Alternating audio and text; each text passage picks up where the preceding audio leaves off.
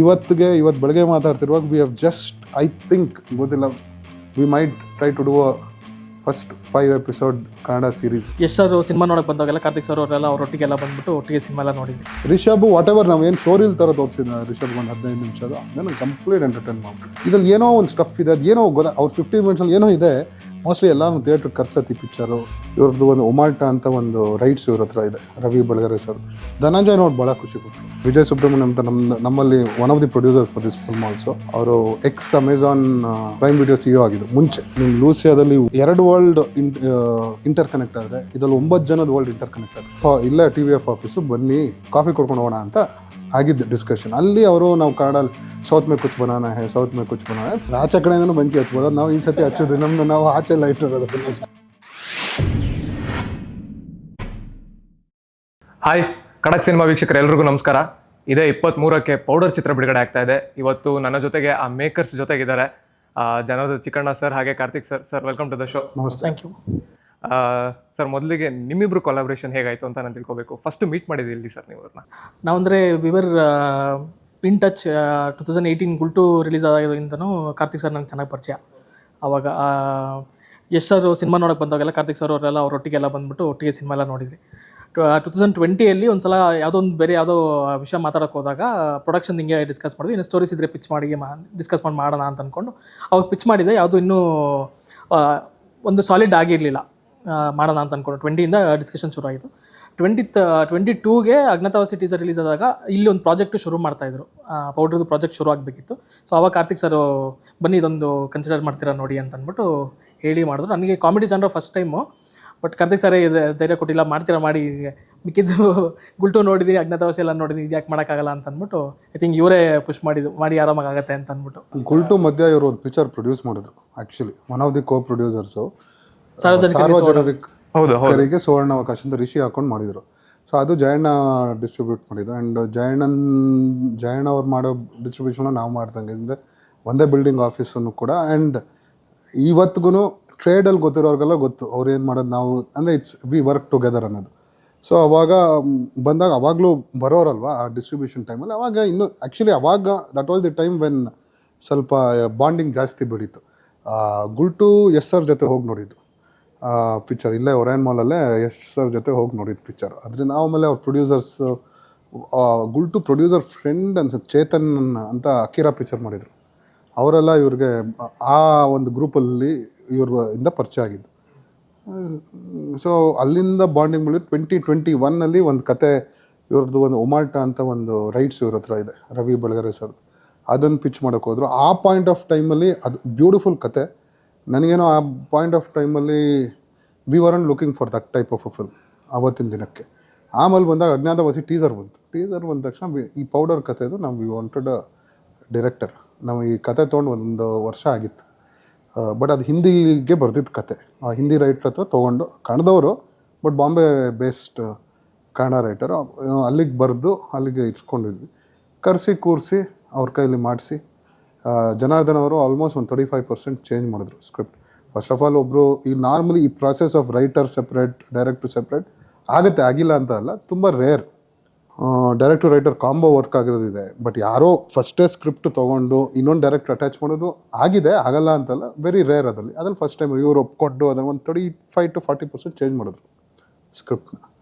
ನಮ್ಮ ನೇಟಿವೈಸ್ ಮಾಡಿಕೊಂಡು core element, core plot ಅದನ್ನೇ ಇಟ್ಕೊಂಡು ಅದು ಸುತ್ತ ಕನ್ನಡಕ್ಕೆ ಏನೇನು ತರಬೇಕು ಅನ್ನೋದನ್ನೆಲ್ಲ ತಂದು ಈ did that. So and TVF ಅವ್ರ ಜೊತೆ ಕೊಲಾಬ್ ಆಗಿದ್ದು ಅವರಿಂದನೇನಾ ಇದು? ಇಲ್ಲ TVF ಸೆಪ್ರೇಟು. ವಿಜಯ್ ಸುಬ್ರಹ್ಮಣ್ಯಂ ಅಂತ ನಮ್ಮಲ್ಲಿ one of the producers for this film also.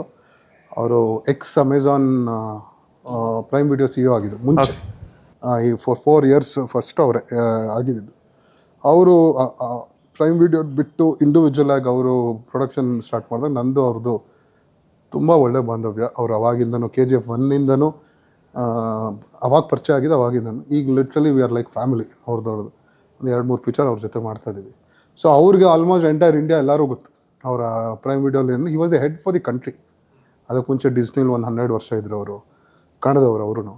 So ಅವ್ರು ಕೂತ್ಕೊಂಡು TVFನ ಒಂದು ರ್ಯಾಂಡಮ್ ಒಂದು ಯಾವುದೋ ಬಾಂಬೆಗೆ ನಾನೇನೋ ಬೇರೆ ಕೆಲಸಕ್ಕೆ ಹೋಗಿದ್ದೆ ಹೊಯ್ಸಳ ರಿಲೀಸ್ ಟೈಮಲ್ಲಿ. ರ್ಯಾಂಡಮಾಗಿ TVF ಆಫೀಸು ಬನ್ನಿ ಕಾಫಿ ಕೊಡ್ಕೊಂಡು ಹೋಗೋಣ ಅಂತ ಆಗಿದ್ದು ಡಿಸ್ಕಷನ್. ಅಲ್ಲಿ ಅವರು ನಾವು ಕನ್ನಡಲ್ಲಿ ಸೌತ್ ಮೇ ಕುಚ್ ಬನಾನಾ ಹೇ, ಸೌತ್ ಮೇ ಕುಚ್ ಬನಾನಾ ಹೇ, ಫಿಲ್ಮ್ಸ್ ಬರಬೇಕು ಅಂತ ಅವರು ಬರೀ ವೆಬ್ ಸೀರೀಸಲ್ಲಿ ಮಾತ್ರ ಇದ್ದು ಫಿಲ್ಮ್ಸ್ ಬರಬೇಕು ಅಂತ ಇತ್ತು. ಆ ಒಂದು ಇದರಲ್ಲಿ ನಮ್ಗೆ ಈ ಸ್ಕ್ರಿಪ್ಟ್ ಇತ್ತಲ್ವ ಸರ್, ಸ್ಕ್ರಿಪ್ಟ್ ಇದೆ, ಒಂದು 2 ತಿಂಗಳು ಟೈಮ್ ಕೊಡಿ, ಬಿಕಾಸ್ ಹೊಯ್ಸಳ ರಿಲೀಸ್ ಆಗೋಗ್ಲಿ, ಆಮೇಲೆ ಇದಕ್ಕೆ ಯಾರು ಡೈರೆಕ್ಟ್ ಅಟ್ಯಾಚ್ ಮಾಡ್ಬೋದು ನೋಡೋಣ ಅಂತಲ್ಲ. ಅಷ್ಟರಲ್ಲಿ ಸ್ಟಾರ್ಟ್ ಆಗಿದೆ ಅದು. ಕಾಂಕ್ರೀಟಾಗಿ 2 ಮಂತ್ಸಲ್ಲಿ ಎಲ್ಲ ರೆಡಿ ಆಯಿತು. So that's when like minded ಬಂದಾಗ ಥಿಂಗ್ಸ್ ಆಗೋದು ತುಂಬ ಈಸಿ. Nice sir. ಬಟ್ ಈಗ ಅಜ್ಞಾತವಾಸಿ ನೋಡಾದ್ಮೇಲೆ ಈ ರೀತಿ ಒಂದು ಡಾರ್ಕ್ ಕಾಮಿಡಿ, ಒಂದು ಹ್ಯೂಮರ್ ಜಾನ್ರನ ಇವ್ರ ಕೈಗೆ ಕೊಟ್ಟು ಮಾಡಿಸ್ಬೇಕು ಅನ್ನೋ ಧೈರ್ಯ ಹೇಗೆ ಬಂತು ನಿಮಗೆ ಅಂತ? Sir, one director I always believe that he shouldn't stick to only one of his genres ಅಂತ ನಾನು ಅನ್ನೋದು. ಆಮೇಲೆ ಇವ್ರ ಫಸ್ಟ್ ಫಿಲ್ಮ್ ಗುಲ್ಟು ನೋಡೋಕೆ it was a thriller. Agnyathavasi ಬಂದು ಕ್ರೈಮ್ ಆರ್ ಮರ್ಡರ್ ಮಿಸ್ಟ್ರಿ. ನಾನು ಇನ್ನೂ ಫುಲ್ ಪಿಕ್ಚರ್ ನೋಡಿಲ್ಲ, ಕತೆ ಇವ್ರು ಹೇಳಿದ್ದು ನನಗೆ. ಆ್ಯಂಡ್ ಅವ್ರದ್ದು ಒಮಾಟ ಇದ್ದಿದ್ದು was it's about a rowdy, ಒಂದು underworld film, gangster picture ಇದ್ದಿದ್ದು. ಸೊ ಅದರಲ್ಲೇ ವಿಭಿನ್ನತೆ ಗೊತ್ತಾಗುತ್ತೆ. ಆ್ಯಂಡ್ ಏನು ನಿಮಗೆ ಡೈರೆಕ್ಷನ್ ಸೆನ್ಸ್ ಅವ್ರು ಮಾಡ್ತಿರೋದಲ್ಲಿ, ಅವರು how we edits, how we visualises, ಈ ಎಂಟೈರ್ ಗುಲ್ಟು ನೀವು ನೋಡಿದ್ರೆ ಆ ಬಜೆಟಲ್ಲಿ ಏನು ತುಂಬ ಕಾಂಪ್ಲಿಕೇಟೆಡ್ ಪಾಯಿಂಟ್ನ ಎಕ್ಸ್ಪ್ಲೇನ್ ಮಾಡಿದ್ದು ತುಂಬ ಚೆನ್ನಾಗಿ ಎಕ್ಸ್ಪ್ಲೇನ್ ಮಾಡಿದ್ರು. ಸೊ ಅಷ್ಟು ಎಂಟರ್ಟೈನಿಂಗ್ ಮಾಡಿದಾಗ ಇದು ಮಾಡ್ಬೋದು ಅಂತ ಹೇಳಿದ್ರು, ಇವರು ತೊಗೊಂಡ್ರು ಮಾಡೋಕ್ಕೆ. And it's not full dark comedy ಅಲ್ಲ ಅದು. ಇಟ್ಸ್ ನನಗೆ ಹೆಂಗೆ ಹೇಳ್ಬೇಕು, ಡಾರ್ಕ್ ಕಾಮಿಡಿ ಅಂದರೆ ಅದು ಒಂದು ವರ್ಗ ಕೊಟ್ಟೋಗುತ್ತೆ. Complete out and out comedy, not only dark comedy. ನಿಮಗೆ ತುಂಬ ಸಿಚುವೇಶನಲ್ಸ್ ಕಾಮಿಡಿ ಇದೆ, ಡೈಲಾಗ್ ಕಾಮಿಡಿ ಇದೆ. Cinema 2 hour including smoking card, including starting ನಮ್ಮ ಥ್ಯಾಂಕ್ಸ್ ಕಾರ್ಡ್ ಎಲ್ಲ ಸೇರಿ 2 ಅವರ್ 10 ನಿಮಿಷ ಇದೆ ಪಿಕ್ಚರ್. 2 ಅವರ್ 10 ನಿಮಿಷನೂ ನಗ್ತೀರ. And the last 20 minutes is a very, ಅದು ಇವ್ರು ತಂದಿದ್ದು, ರೈಟರ್ ಮಾಡಿರಲಿಲ್ಲ. Writer end of the film was a very regular end. ಇವರು ಇಲ್ಲ ನಾನೇನೋ ಮಾಡಬೇಕು ಅಂತ, ಇವರು ತ್ರಿಲೋಕ್ ಅಂತ ಡೈಲಾಗ್ ರೈಟ್ರು, ಇಬ್ಬರು ಸೇರಿಕೊಂಡು ದೇ ರಿಟರ್ನ್ ದಟ್ ಸ್ಪೆಷಲ್. ಇದು ಗೊತ್ತಾಗ್ಬಿಡುತ್ತಲ್ಲ ಸರ್, ಏನು ಸೆನ್ಸ್ ಮಾತಾಡ್ತಾ ಇರೋವಾಗ ಸೆನ್ಸ್ ಗೊತ್ತಾಗ್ಬಿಡುತ್ತೆ, ಇವ್ರ ಕೈಲಿ ಆಗುತ್ತಾ ಅಂದರೆ ಅಟ್ಲೀಸ್ಟ್ ನನಗಂಗೆ ಅನಿಸ್ತು. ಆ್ಯಂಡ್ ಅದನ್ನು ಅವರು ಪ್ರಾಡಕ್ಟ್ ಕೊಟ್ಟಾಗ ನಾನು ಫಸ್ಟ್ ವ್ಯೂವಿಂಗೆ ನಾನು ತೊಗೊಳೋದು. ಆಮೇಲೆ ಒಂದು 10 ಸತಿ ನೋಡಿರ್ತೀವಿ, ಚೇಂಜಸ್ ಹೇಳಿರ್ತೀವಿ, ಕೊಲಾಬ್ರೇಟ್ ಮಾಡಿ ಏನೇನು ಬೆಟ್ರ್ ಮಾಡ್ಬೋದು. ಬಟ್ ಫಸ್ಟ್ ವ್ಯೂವಿಂಗ್ ಏನು ಇಂಟ್ಯೂಷನ್ ಅನ್ನತ್ತೆ, ಅದ್ರಲ್ಲಿ ಅವ್ರು ಏನು ಹೇಳಿದರು ಅದು ಮಾಡೋರೆ ಅನ್ನೋದು. ಸೊ ನಿಮ್ಗೆ ಹೇಗಿತ್ತು ಸರ್ ಅಪ್ರೋಚ್ ಮಾಡಿದಾಗ sir? I mean were you open for it ಎಲ್ಲ ಈ ಥರ ಎಕ್ಸ್ಪ್ಲೋರ್ ಮಾಡೋದಕ್ಕೆ ಅಂತ? ಎಕ್ಸ್ಪ್ಲೋರ್ ಮಾಡೋದಕ್ಕೆ ಇಲ್ಲ, ಅಂದರೆ ನನಗೆ ಒಂದು ಕಂಫರ್ಟ್ ಝೋನ್ ಅಂತ ಇರುತ್ತಲ್ವ ನನಗೆ. ಸೊ ನನಗೆ ಆ ಥ್ರಿಲ್ಲರ್ಸು, ಡ್ರಾಮಾ ಯೂಶಲಿ ಆ ಕಂಫರ್ಟ್ ಝೋನು. ಸೊ ಅದ್ರ ಅರೌಂಡ್ ಬಂದಾಗ ಇಟ್ ಈಸ್ ಈಸಿ, ಓಕೆ ನಾನು ಜಂಪಿನ್ ಆಗ್ಬೋದು ಅಂತಿತ್ತು. But out and out comedy ಒಲವಿತ್ತು. Comedy films I enjoy, TV serieses ಆಗಲಿ ಅದರಾಗಲಿ ಇತ್ತು. ಬಟ್ ಗೊತ್ತಿಲ್ಲ, ಅದಕ್ಕೆ ಒಂದು ಡಿಫ್ರೆಂಟ್ ಸೆಟ್ ಆಫ್ ಗ್ರಾಮರ್ ಅಂತ ಒಂದು ಇರುತ್ತಲ್ವಾ. ಸೊ ಅದನ್ನು ನನಗೆ ಇಟ್ ವಾಸ್ ಹೊಸ್ದಾಗಿ ನಾನು ಕಲ್ತು ಮಾಡಬೇಕಾಗಿತ್ತು. ಓಕೆ ಇದನ್ನು ಹಿಂಗೆ ಹ್ಯಾಂಡಲ್ ಮಾಡಬೇಕು ಅಂತ. ಲೈಕ್ ಕಾರ್ತಿಕ್ ಸರ್ ಹೇಳಿದಾಗ ಇಲ್ಲ ಮಾಡ್ಬೋದು ಮಾಡಿ ಅಂತಂದಾಗ ಅವ್ರ ಪುಷ್ನ ಒಂದು ಕಾನ್ಫಿಡೆನ್ಸಾಗಿ ತೊಗೊಂಡು ನಾನು ಓಕೆ ಮಾಡೋಣ ಅಂತ ಅಂದ್ಬಿಟ್ಟು then I jumped into it. And ನಿಮ್ಮ ರಿಸರ್ಚ್ ಹೇಗಿದೆ ಸರ್? ಆಫ್ಕೋರ್ಸ್ ಇಲ್ಲಿಗೆ ಬೇಕಾಗಿರೋ, ನಮ್ಮ ನೇಟಿವಿಟಿಗೆ ಬೇಕಾಗಿರೋ ಬದಲಾವಣೆ ನೀವು ಮಾಡಿಕೊಂಡ್ರಿ. ಇದೊಂದು ಕಾಮಿಡಿನೇ ಪ್ರಧಾನವಾಗಿ ಇಟ್ಕೊಂಡು ಮಾಡಿದ್ರು ಕೂಡ ಈಗ ಪೌಡರ್ ಅಂತ ಏನು ವಿಷಯ ಬರುತ್ತೆ, ಇದ್ರ ಬಗ್ಗೆ ನಿಮ್ಮ ನಾಲೆಡ್ಜ್ ಎಷ್ಟಿತ್ತು? ಆ್ಯಂಡ್ ಇಲ್ಲಿ ಆ ಮಾಫಿಯಾ ಆಗಿರ್ಬೋದು, ಇಲ್ಲಿ ಅಲ್ಲ ಅದರಿಂದ ಆಗ್ತಿರೋ ವಿಕ್ಟಿಮ್ಸ್ ಆಗಿರ್ಬೋದು, ಇದ್ರ ಬಗ್ಗೆ ನೀವೇನು ಸ್ಟಡಿ ಮಾಡಿದ್ದಿತ್ತ?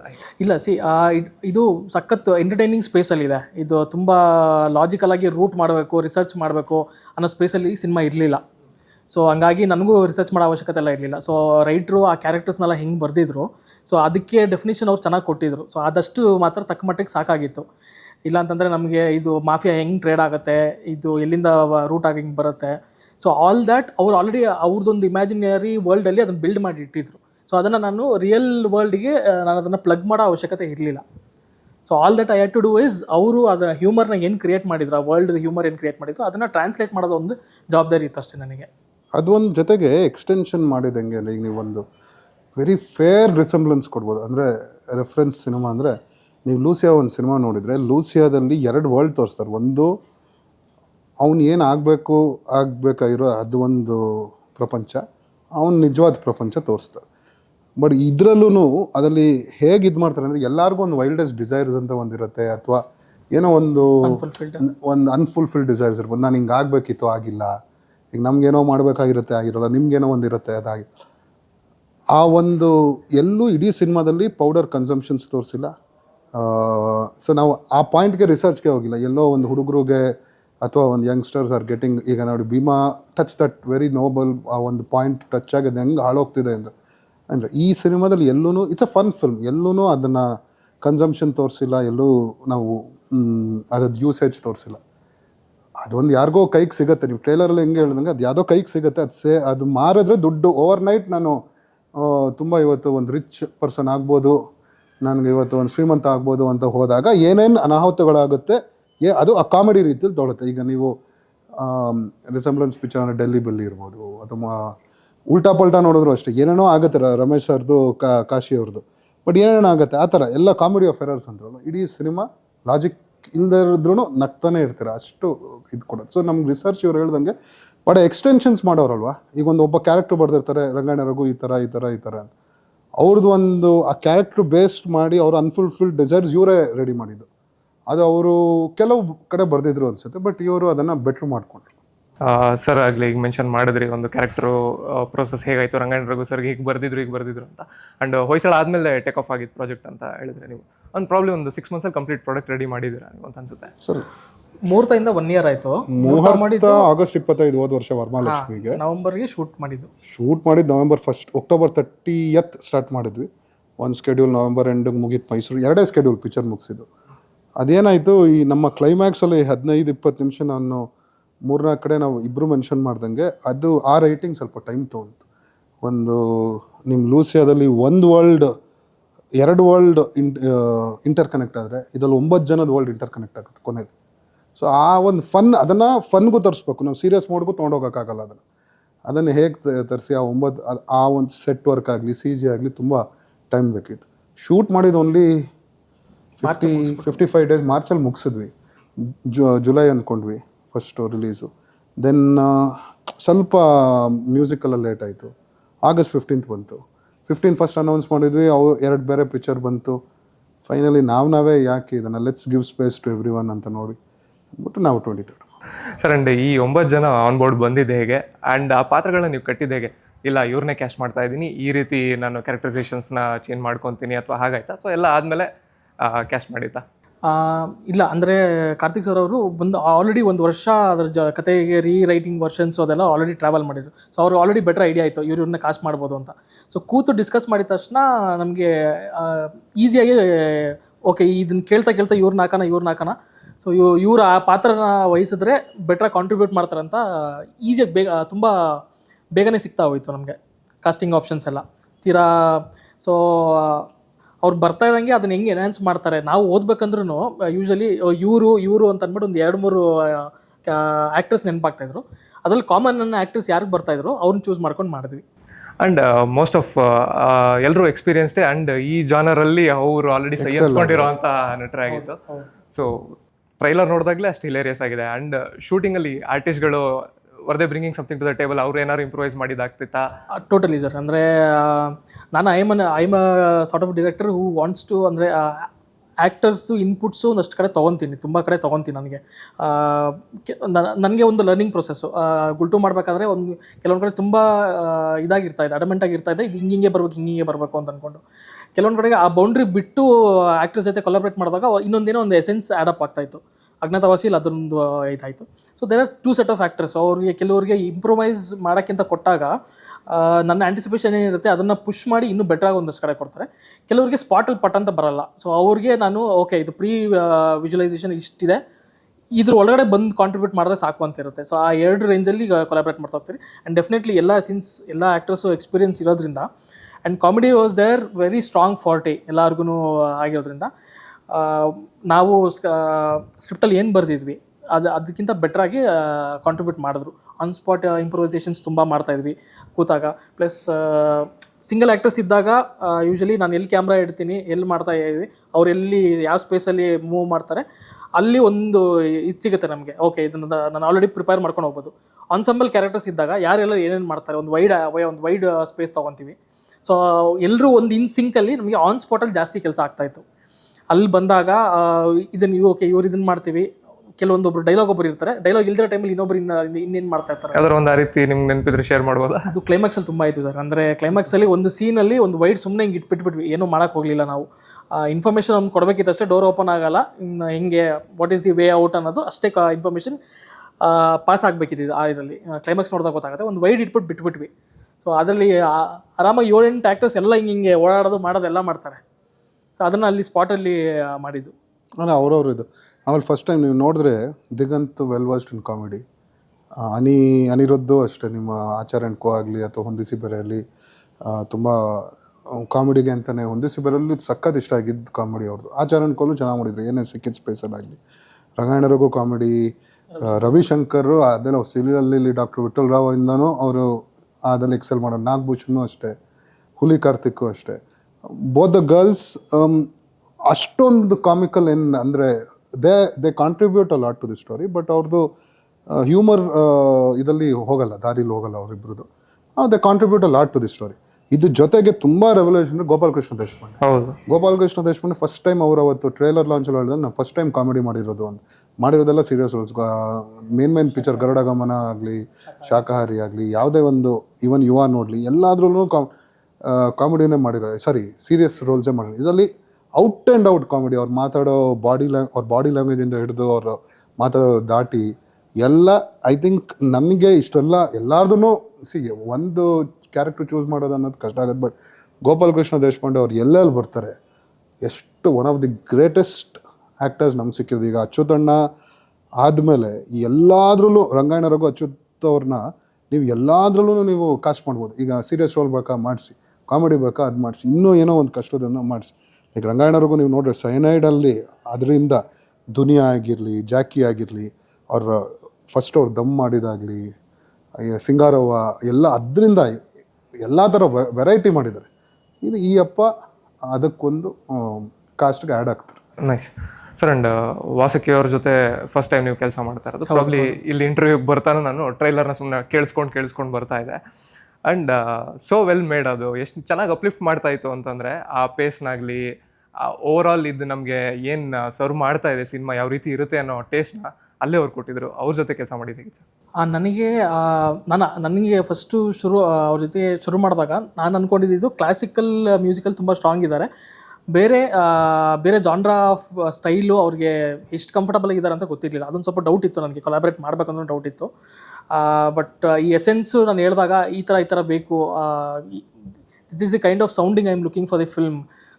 ನ್ಯೂ ಜೆನ್ನು ಈ ಥರ ಕತೆ ಇರೋದು ಹಿಂಗೆ, ಇದನ್ನು ಈ ಥರ ಮಾಡ್ತಾ ಇರೋದ್ರಿಂದ ನಾವು ಯೂಶ್ವಲಿ ಮ್ಯೂಸಿಕ್ ಡೈರೆಕ್ಟರ್ ಕೊಡ್ಬೇಕಾದ್ರೆ ಒಂದಷ್ಟು ರೆಫರೆನ್ಸಸ್ಸು ನಾವು ವರ್ಕ್ ಮಾಡಿರ್ತೀವಿ. ಯಾಕಂದರೆ ನನಗೆ ಎಡಿಟ್ ಟೇಬಲಲ್ಲಿ ಆ ಒಂದು ರೆಫರೆನ್ಸ್ ಮ್ಯೂಸಿಕ್ಕು ಇದ್ದು ಅದು ಆ ಒಂದು ರಿದಮಲ್ಲಿ ಸೀನ್ ಕಟ್ಟಾದಾಗ ವರ್ಕ್ ಆಗ್ತಿದೆ ಇಲ್ಲೋ ಅಂತ ಅಂದ್ಬಿಟ್ಟು ನನಗೆ ಗೊತ್ತಾಗುತ್ತೆ. ಅದು ಕೆಲವೊಂದು ಮ್ಯೂಸಿಕ್ ಡೈರೆಕ್ಟರ್ಸಿಗೆ ಸ್ವಲ್ಪ ಕಟ್ಟಾಗ್ದಂಗೆ ಆಗುತ್ತೆ, ಕೆಲವೊಬ್ಬರಿಗೆ ಆ ರೆಫರೆನ್ಸ್ ಈಸಿಯಾಗಿ ಒಂದಷ್ಟು ಸಿಗೋ ಪಾಸಿಬಿಲಿಟಿನೂ ಇರುತ್ತೆ. ಸೊ ಆ ಥರ ಇದ್ದಾಗ ನಾನು ಮಾಡಿಕೊಟ್ಟಾಗ ಈ ಥರ ಸ್ಟೈಲ್ ನಾನು ನೋಡ್ತಾ ಇದ್ದೀನಿ ಅಂತಂದಾಗ ನನಗೂ ಡೌಟ್ಫುಲ್ ಇತ್ತು ಮಾಡ್ತಾರ ಅಂತ ಅಂದ್ಬಿಟ್ಟು. ಐ ಥಿಂಕ್ ಬಟ್ ನನ್ನ ಎಕ್ಸ್ಪೆಕ್ಟೇಷನ್ ಮೀರಿಬಿಟ್ಟು ನನಗೆ ಅದು ಕಾಂಟ್ರಿಬ್ಯೂಟ್ ಮಾಡಿಕೊಟ್ರು ವಾಪಸ್ ಅವರು. ನೈಸ್.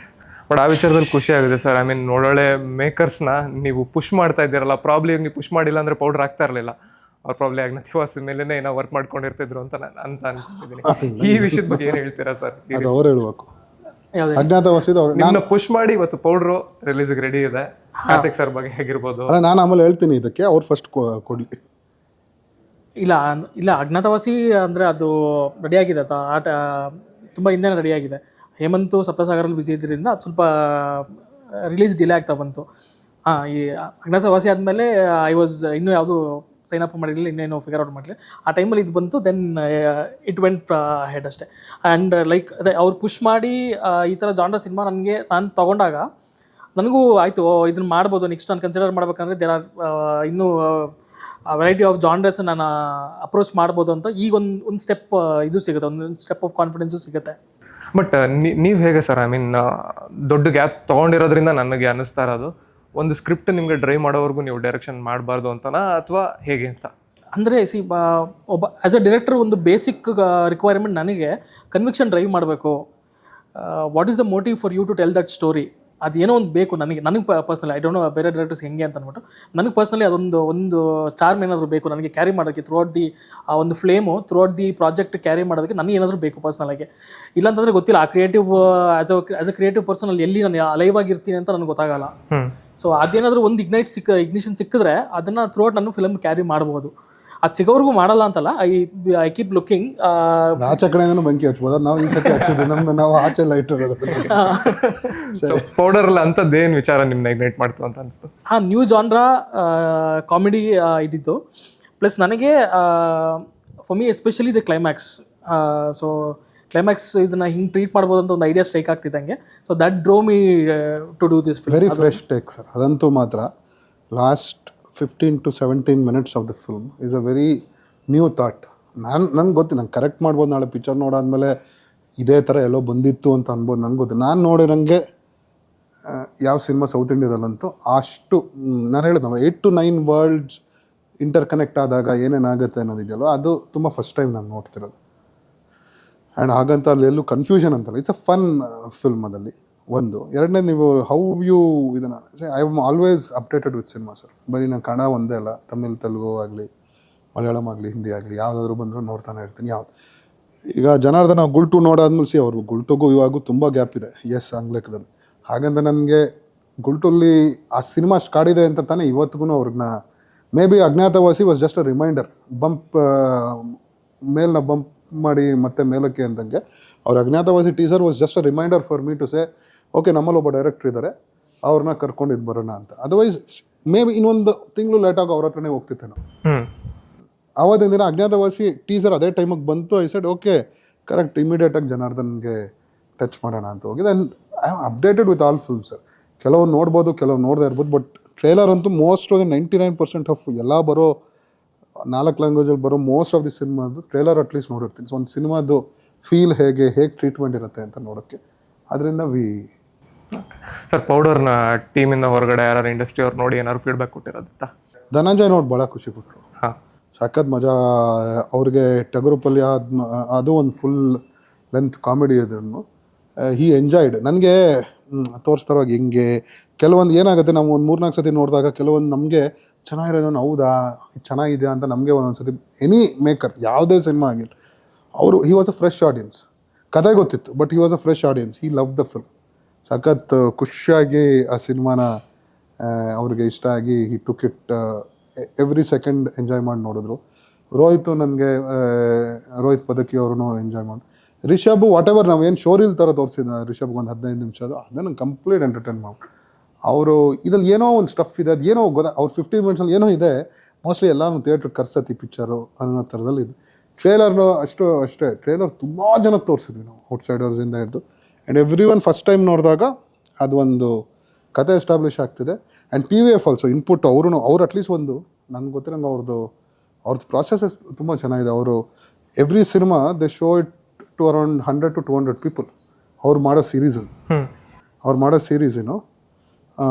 ಒಂದು 100 to 200 ಪೀಪಲ್ ಎಕ್ಸರ್ಸೈಸ್ ಅದು ಅಂದರೆ ತೋರಿಸಿ ನೋಡಿ ಇನ್ನೇನು ಬೆಟ್ರ್ ಮಾಡ್ಬೋದು ಅದಲ್ಲಿ ಅವರು ತೋರಿಸಿದ್ದಾರೆ, ಅವರು ಮಾಡಿದ್ದಾರೆ. ಇನ್ಫ್ಯಾಕ್ಟ್ ಇವತ್ತು ಬೆಳಗ್ಗೆ ಮಾತಾಡ್ತಿರುವಾಗ we have just I think ಗೊತ್ತಿಲ್ಲ we might try to do a first 5 episode Kannada series ಅನ್ನೋದು ಒಂದು ಮುಂದಿನ ದಿನಗಳು ಯಾವಾಗ ಅಂತ there is nothing, dates are not concrete, but TVF also wants to do that in Kannada also. So ಈ cinema ಕನ್ನಡದಲ್ಲಿ ನಾನು ಅಂತಾರದು ಅದಕ್ಕೆ ಗೆಲ್ಸಿ ಅಂತಲ್ಲ, ಇಷ್ಟ ಆದರೆ ಬಂದು ನೋಡಿ. ಬಟ್ ಥಿಯೇಟ್ರಿಗೆ ಹೋದಾದ್ಮೇಲೆ ಅಯ್ಯೋ ಪಿಕ್ಚರ್ OTT ಬಂದಾಗ ತುಂಬ ಕಡೆ ನೀವು ನೋಡಿರ್ತೀರ, ಪ್ರೊಡ್ಯೂಸರ್ಗೆ ನಾನು ದುಡ್ಡು ಕೊಡ್ತೀನಿ, 100 ರೂಪಾಯಿ ಕೊಡ್ತೀನಿ, 200 ರೂಪಾಯಿ ಕೊಡ್ತೀನಿ. That doesn't do anything. ಅದರಲ್ಲಿ ಪಾಪ ಆ ನೋವು ಕಳ್ಕೊಂಡಿರೋ ನೋವು ಆ ಟೈಮಲ್ಲಿ ಮಾತ್ರ ಗೊತ್ತಿರೋದು. ಸಿನಿಮಾ ಚೆನ್ನಾಗಿದ್ರೆ ಯಾವಾಗ ನಿಮಗೆ ಬಿಡುವಾಗುತ್ತೋ ಆ ಗ್ಯಾಪಲ್ಲೇ ಬಂದು ನೋಡಿ, ಬಿಕಾಸ್ ಶೆಲ್ಫ್ ಲೈಫ್ ಕಮ್ಮಿ ಇದೆ ಅನ್ನೋದು ಒಂದೇ ಕಾರಣದಕ್ಕಿಂತ ಅದು ಬಿಟ್ಟರೆ ಬೇರೆದು ಏನಿಲ್ಲ.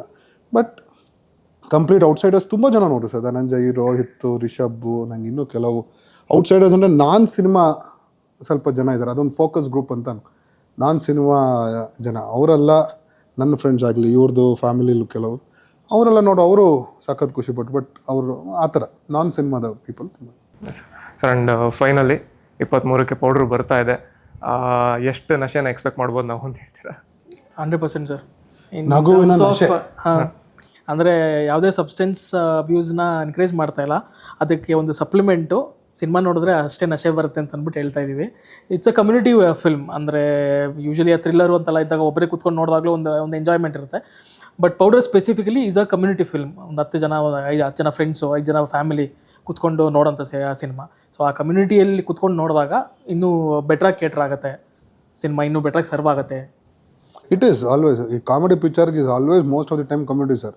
ನಿಮಗೊಂದಕ್ಕೆ ನಗ್ತೀರಾ, ನಾನು ಒಂದಕ್ಕೆ ನಗ್ತೀನಿ, ನಂದಕ್ಕೆ ಏನೋ ಇನ್ಸ್ಟೆನ್ಸ್ಗೆ ನಗ್ತೀನಿ. ಸೊ ಅದು ರಿಫ್ಲೆಕ್ಟ್ ಹಾಕ್ಕೊಂಡು ಹೋಗುತ್ತೆ ಎಲ್ಲರಿಗೂ. ಒಳ್ಳೇದಾಗಲಿ ನಿಮ್ಮ ಚಿತ್ರಕ್ಕೆ, ಪೌಡರ್ ಯಶಸ್ವಿ ಆಗಲಿ. ಆ್ಯಂಡ್ ನೀವು ಹೇಳಿದಾಗೆ ರಿಲೀಸ್ ಆದ ಕೂಡಲೇ ಆದಷ್ಟು ಸಿನಿಮಾ ಚೆನ್ನಾಗಿದೆ ಅಂತ ಕೇಳಿ ಬಂದರೆ ಮೊದಲು ಒಂದು ಅಟೆಂಡೆನ್ಸ್ ಹಾಕಿ ಸಿನಿಮಾನ ನೋಡಿ ಅಂತ ನಾನು ಕೂಡ ಕೇಳ್ಕೊತೀನಿ. Thank you so much sir. Thank you. Thank you.